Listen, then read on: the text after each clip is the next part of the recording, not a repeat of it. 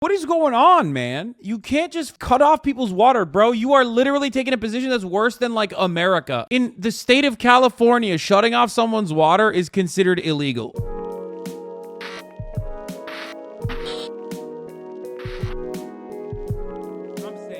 I know it looks like I'm retreating, but this is all part of the plan. You see, Russia fooled us all into thinking that they wanted to capture the Ukrainian capital, when apparently it was all just a clever distraction, a ruse, to bait the Ukrainian army away from the real attack that was happening in the east. On March 28th, when the Russians were shelling all of the cities around Kiev, it turns out that wasn't an attempt to lay the groundwork for a future assault. It was Russian rearguard action laying down covering fire so that their troops could retreat in the night. Unless you believe the official word from the Russians, which is that they didn't want any of that land anyway. Everyone knows purposely losing 20% of your combat power is page 1 of Sun Tzu's Art of War, the average infantryman's edition. It's okay to be pro-Russian and still accept that it's not going well right now for them. The Russian plan is going brilliantly. Russia plays chess, West plays checkers. That's right, the Russians are apparently using the same ancient tactic that I always use when I get myself into a fight, where I deliberately punch myself square in the balls to confuse and disorient the enemy. Got him. So this might look like they're retreating all the way back to Belarus to my untrained eye, but I'm not a military intellectual expert like Russian First Deputy of the General Staff, Sergei Radovsky, who assured us that the invasion is still going according to plan. The main objective of the first stage of the operation has generally been accomplished, which makes it possible to focus our core efforts on achieving the main goal, the liberation of Donbass. General, excuse me, sir. I distinctly remember you telling me yesterday that we would capture the capital of Kiev by the end of the month. Maybe in the interest of truth, transparency, and honesty. Who's even this dude? Literally just depleted State Department. Seems legit. Okay, dude. The honest assessment in this circumstance is that first and foremost goals of Russia, which was a gigantic fucking failure, was to completely wipe out any sort of air movement that Ukrainians had, okay? They failed spectacularly with that. They tried to hit their fucking air bases. They tried to take over any sort of like air superiority, which they successfully did fuck up a bunch of Ukrainian fighter jets and shit, but ultimately that was still a gigantic failure. Not only that, but also trying to, on top of that, establish a forward operating base in the northwestern part of Kyiv and then failing to do so. And realizing that you have a lot more casualties and a lot more military equipment that just got fucking blown out of the water as a consequence of like either being stuck in the mud or having your supply chains get completely eviscerated and numerous other man-pads and shit like that, created a situation for Russia that was unmanageable. Even if their original goal was to never like full-blown occupy Ukraine, which I don't think they were. I don't think they have the military capability of doing so. If America can't fucking full-blown occupy Afghanistan for 20 fucking years, Russia was never going to be able to occupy Ukraine with or without NATO support, as I've said time and time again. It was unsuccessful on multiple fronts. You can completely fucking admit that. Yeah, I mean, it's obviously fake news to say that like, oh, it was the ghost of Kyiv or whatever. But let's be real for a second. We should admit we were wrong and failed to capture the capital. Военной безопасности Российской Федерации. While it's entertaining to make fun of Russia's attempt to save face from losing Kiev, what they're saying is actually kind of true, and that's what we're going to examine in this episode. Yeah, next you're going to tell me that a pierogi is just a ravioli without marinara sauce.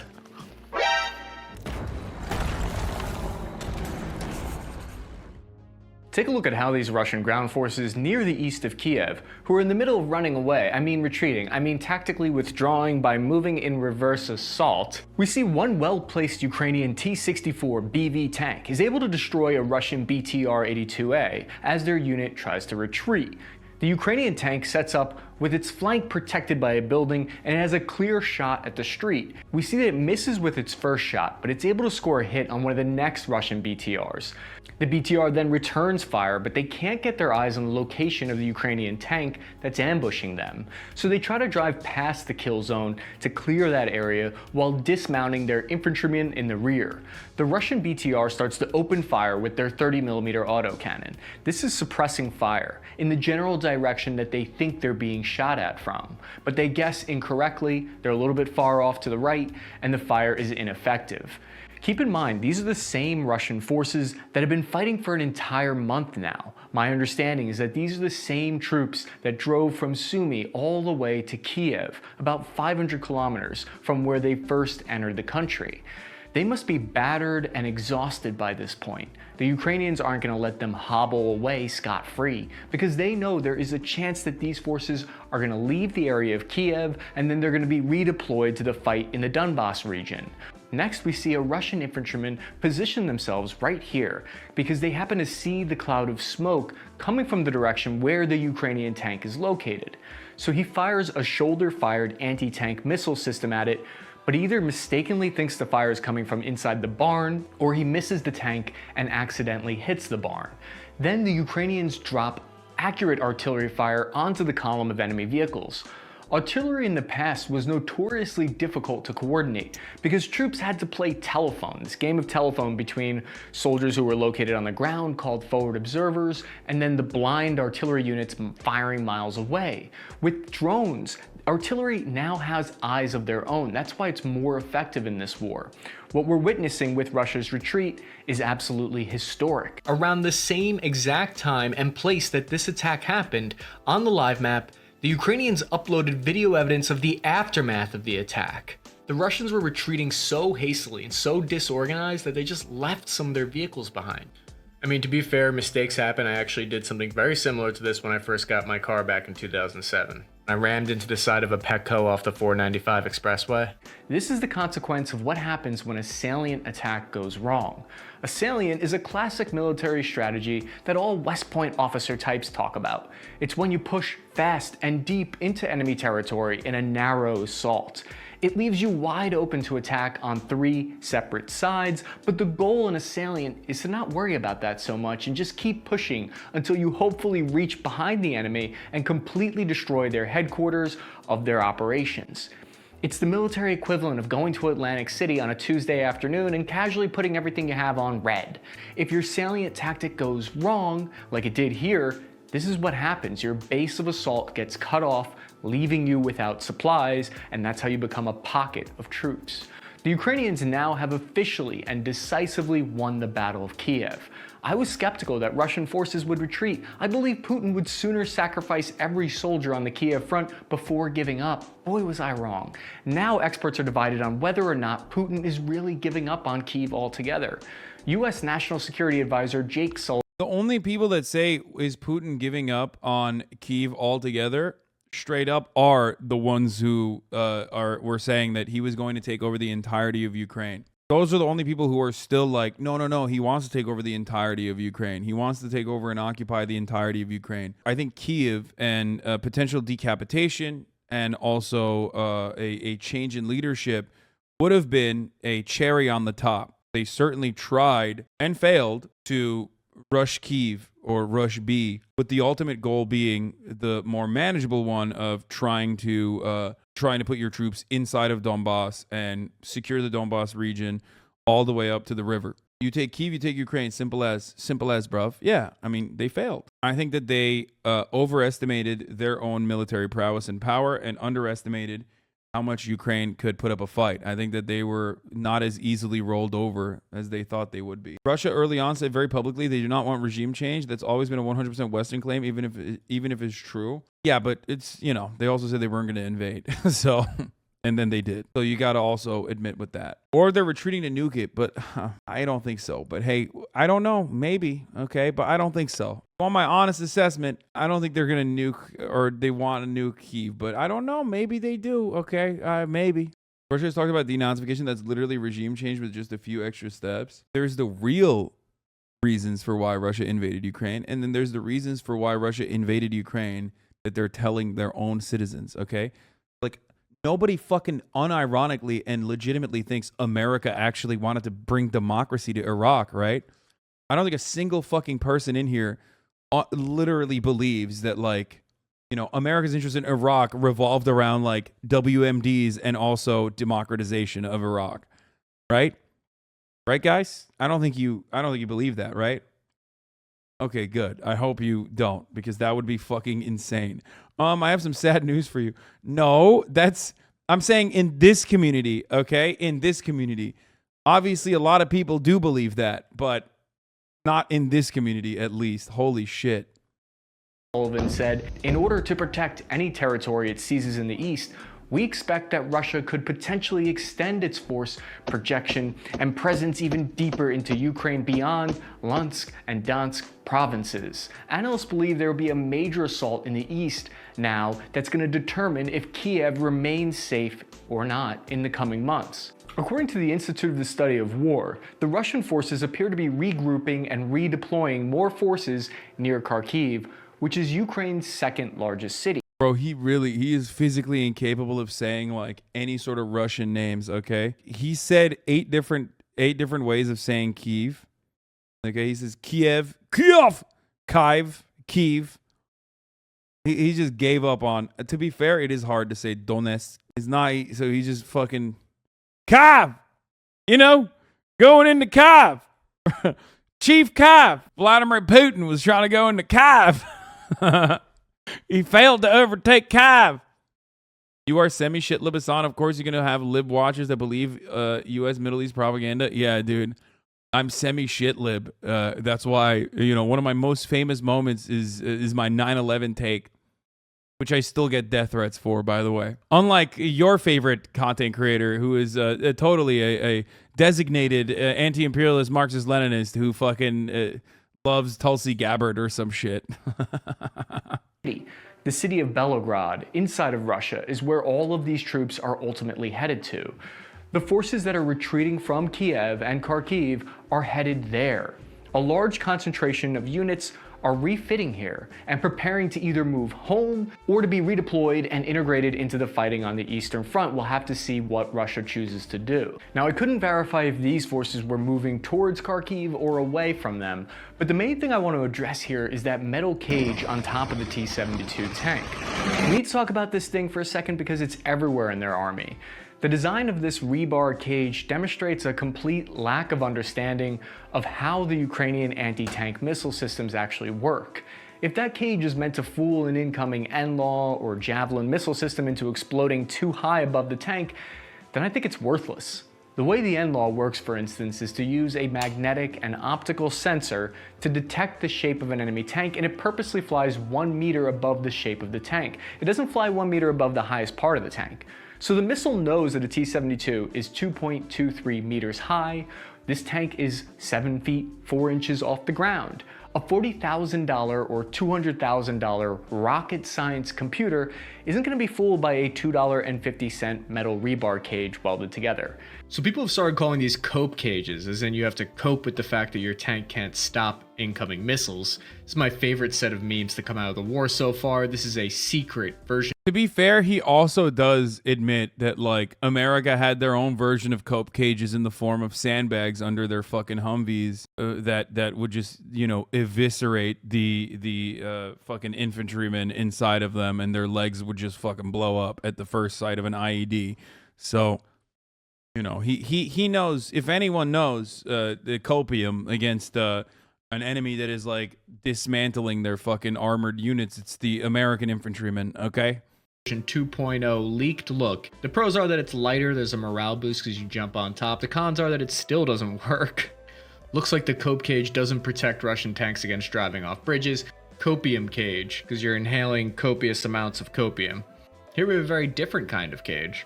You guys ever get in the cage? I've spent 8-10 hours. Oh, come on. Okay, cringe memes. The benefit of false sense of security, which can be helpful, and I'm not even being sarcastic about that. That can actually be helpful. Roughly 2/3 of the 36th combined Russian army has successfully left Ukraine at this point, with the other third left behind still around Kiev, either by accident or on purpose, attempting to find a way out now. So the Russians have been dropping landmines in their wake, trying to slow down Ukraine and prevent them from shooting them in the back while they retreat.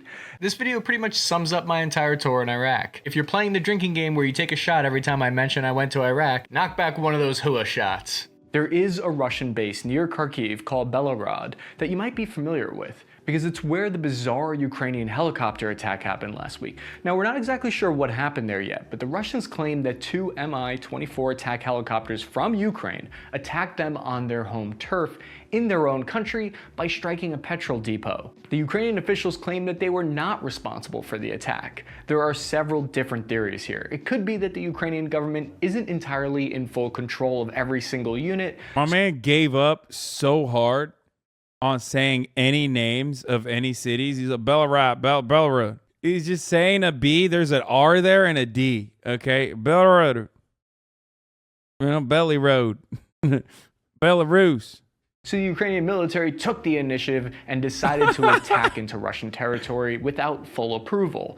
It could be a false flag operation by Russia, but I'm always skeptical of those claims, especially if people die. The chances of finding troops who are willing to attack their own people, I think, is extraordinarily low. The fact that no people were injured in this attack, and it was only a petrol depot that was damaged, does make me think that it's slightly more possible that it could be a false flag operation, although it doesn't. I do disagree with what he said with false flags. I think when civilians die, it's more likely that it's a fucking false flag. At least looking at like Russia's track record with false flags, I would go so far as to say it's more likely with Russia. It's more likely to be a false flag if actual, like, not Russian soldiers, but like Russian civilians die. Exactly make Russia look good if they were to do this to themselves. It's more like it would make them look incompetent for not being. Yeah, I mean, he's right though. This false flag would just be like literally owning themselves, able to stop a low-flying helicopter attack. It's funny to joke about their, which also attacked a fucking fuel depot in the midst of their like supply chain crisis. You know what I mean? No, he's right. You say he has no idea what he's talking about, but he's saying like it's probably not. Absurd claims to save face, but there is some truth to what Moscow is saying. That's the reason why we're seeing pro-Russian sources doubling down on being wrong and actually believing that the assault on the capital was all a distraction and that the retreat was planned. Because the truth is there are three main military objectives for Russia, and all of them are actually in the east of the country. First, they really need to control the flow of water to Crimea. Back in my day, we fought wars over the control of oil like adults. Now we're fighting for water? Wait, never mind. The second objective for Russia in the east is the Yakutsk gas field, which was discovered in 2010, and it has about 42 trillion cubic feet of natural gas reserves. That could threaten Russia's oil dominance in the region. Could have a huge negative effect on their economy. The third objective is to control access to all the port cities in Ukraine that have access to the Black Sea. So sometimes I think maybe sometimes wars are about envy. Maybe Russia envies all of these good things that Ukraine has, and they see them having all of these successes. What? He's so close. He's joking, right? Like, he fucking nailed it. Why would he like turn around and then like liberalize it, dude? Dude, I swear to God, liberals have like actual brain rot. He's joking, I think. Right next door, and they're not going to allow that to happen. If they can achieve those goals, if Russia can achieve capturing those three goals, they will have landlocked and absolutely wrecked Ukraine's entire economy. So when they say that the main war is in the east, they're actually on some level telling the truth.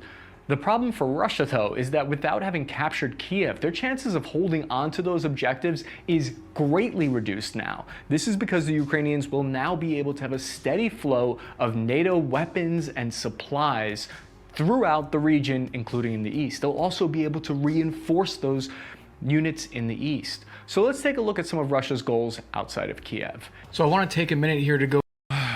Also true, by the way.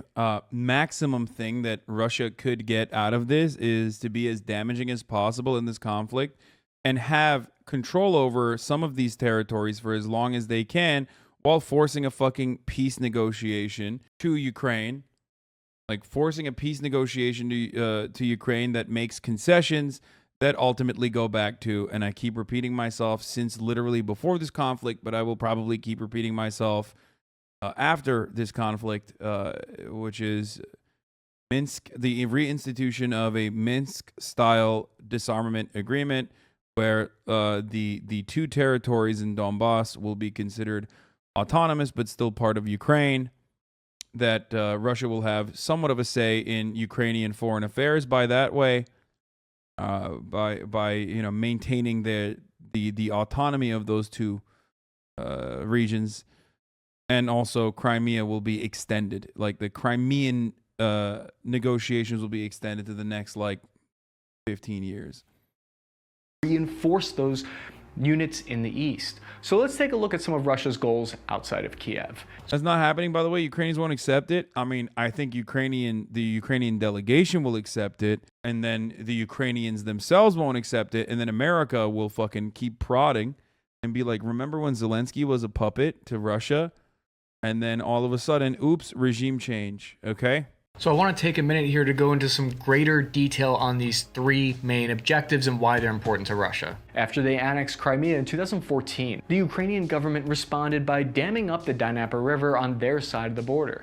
This was done at the canal located here near Kherson. The dam prevented 85% of water from reaching Crimea, causing a devastating drought that wrecked the agriculture industry for the past 8 years in Crimea. Now, Ukraine claims that they did this because Russia failed to pay them for the water, but let's be real, it's more likely that they were doing it as... This is literally the only fucking white Western dude I've ever heard talk about this, by the way. Like, other than myself, of course. I've never heard a single fucking person mention this. Or at least, like, when it is mentioned, immediately turn around and be like, well, they deserve it. They deserve to fucking have their water shut off. Fuck you. Well, I guess, yeah, real life lore, too. Retribution for them swiping up Crimea. This put Russia in a position where it was costing them 3 billion rubles, or approximately 33 million US dollars, in taxpayer money every year to prop up Crimea. It was an untenable situation, and every solution that Russia tried to implement failed. A process known as soil salination started to happen there, which meant that the entire farmland area in Crimea was undergoing desertification. In October 2020, Russia spent the equivalent of 100 million US dollars on building a desalination plant to prevent the land from being ruined. And you can of course debate how justified Ukraine was in damming up the river, but I think it's important to point out that from Russia's perspective... You can't, for the record. I don't believe that. I think it's fucking bullshit. And it's a human rights violation. But still does not justify Russia invading Ukraine, but like it is 100% a violation of human rights and is totally fucked up, and it was morally abhorrent. That's what I gotta say to what Ukraine did there, for sure. It was definitely fucked up. They had two options here: give up Crimea or invade Ukraine and take back control of the water. After the invasion, the first thing the Russian military did, especially considering that like Russia could fucking, you know, stop Ukraine from getting any water whatsoever, considering that river also flows through Belarus. So you just gotta really think about that part of it as well, when you have these spicy takes about Ukraine shutting off USSR-built canals into Crimea. On February 25th was to destroy the concrete dam in Kherson region. This is why holding on to the city of Kherson is so important for Russia. On today, Wednesday, April 6th, the Ukrainian General of Staff reported that the Russian assault towards Mykolaiv... I know it's an artificial channel and not a river, brother. I know. That artificial channel was built because it was necessary, and it wasn't even built by Ukraine. It was built by the USSR. So, what do you mean? ...has had some limited success. This is a strategically important shipbuilding city for the country. The Ukrainians need to hold on, resisting Russia in order to prevent them from reaching Odessa and completing their goal of controlling the entire Black Sea. Russian sources posted this video from the region where they say that they've captured a large amount of weapons and ammo from Ukraine. According to them, the city has a population of 12,000 people and is now fully under Russian armed forces control. But we know how quickly the situation on the ground can change. Part of the reason it's changing so fast is because another high-tech Western weapon recently reached Ukraine. It's being deployed on the Eastern Front at the end of March. It's called the Starstreak, which has been overshadowed by the Javelin and the NLAW, but it has some features that make it more effective than the Javelin in some ways. This is a shoulder-fired... On the condition that Crimea would become Ukrainian territory? Wait, what? No, that doesn't work like that, brother. What the fuck do you mean? Bro, you can't like starve people, dude. What am I on? What is going on, man? You can't just fucking cut off people's water, bro. You are literally taking a position that's worse than like America, okay? In the state of California, shutting off someone's water is considered illegal, okay? You are worse than like an American state when you say shit like that, okay? It's insane. Anti-air missile that locks onto the enemy aircraft by using lasers instead of infrared. It's the fastest flying missile of its type. The foot-long dart flies out towards the enemy and it uses a matrix of lasers that guides it to the target. Each submunition dart travels at 4,500 kilometers per hour or 2,800 miles per hour. Since it doesn't use heat-seeking, the Starstreak is immune to most countermeasures deployed by modern fighter jets. The Ukrainians have already shot down several aircraft with it in the east. Last week I told you about the Battle of Kryvyi Rih that's happening here. They're trying to capture the key steel-making industry of Ukraine. This Ukrainian officer here gave us a rundown on how they repelled the Russian forces there. Is it just me or is this guy the Ukrainian knife guy? I like him. Russia has their eyes on two other strategically important locations in the east, the natural gas fields and Mariupol. The Yevkatsky gas field, which is located in the Donbas region, discovered in 2010, it's probably just a coincidence that that's around the same time that both Russia and the United States suddenly took a renewed interest in Ukraine. Just like how in murder mysteries the husband is always guilty, the same is true for military invasions. Oil is always guilty. But to be fair, oil is the most valuable thing on the planet. There are worse things to fight over. Oil is what powers our life-saving machines, hospitals, cars. Doesn't Russia have a shit ton of oil and gas in Siberia? Wouldn't it make more sense for them to develop that rather than capturing more territory? Like, it doesn't make sense.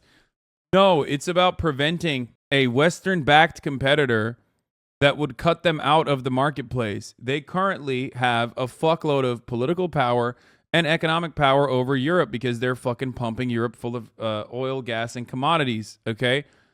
If Ukraine, which is aligned in this situation with the West, were to turn around and offer them that cheap, good fucking oil, especially because Ukraine doesn't have enough resources to build it on their own, so it would have been like Western pipelines. That would be a gigantic cut to and a huge blow to Russia's economy.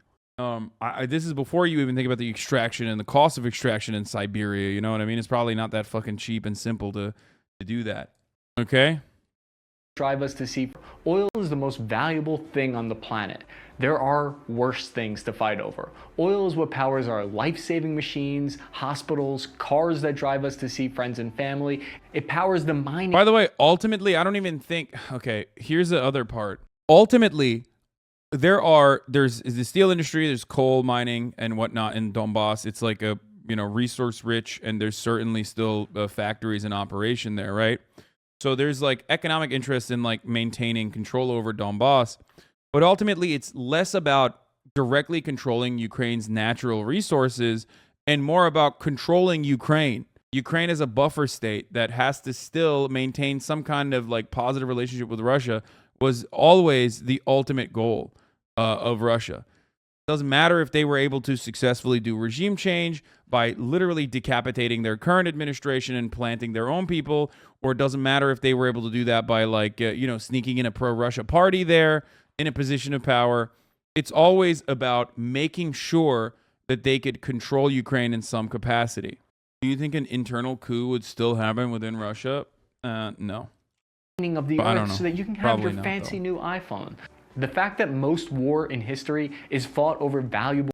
Like, people still be like, the ultimate goal is the elimination of Ukraine and Ukrainians. Why don't they just fucking nuke it then, dude? Like, they don't care about Ukrainian lives, that is for sure, okay? Look at Bucha, like, as a great example, right?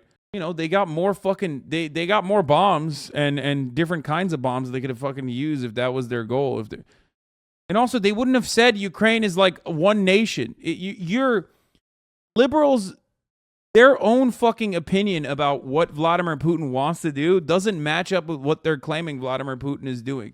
Liberals will literally be like, Vladimir Putin wants to conquer the entirety of Ukraine. And then they'll turn around and be like, well, he wants to actually kill all the Ukrainians. And then they'll be like, but he's not using a nuke because he's claiming it's a special operation. If he wanted to fucking, genocide all of Ukraine, then there's a different way of justifying that to your audience, right?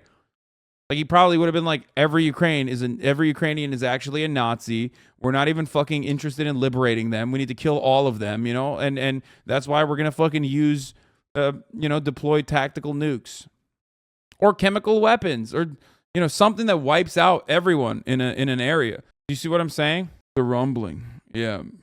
Resources like oil has always blown people's mind, bothered them, and seen.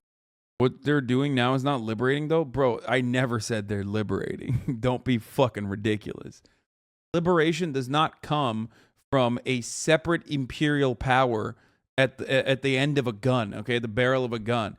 Liberation can come from within against an imperial power, but it's not going to happen with, like, an imperial power liberating a country. Like, get the fuck out of here. That's bullshit. Just like America didn't liberate Afghanistan or Iraq. Greedy. But it never came as a surprise to me. Oil is what makes the world function. It's what powers our agriculture that feeds us. That seems more logical to fight over.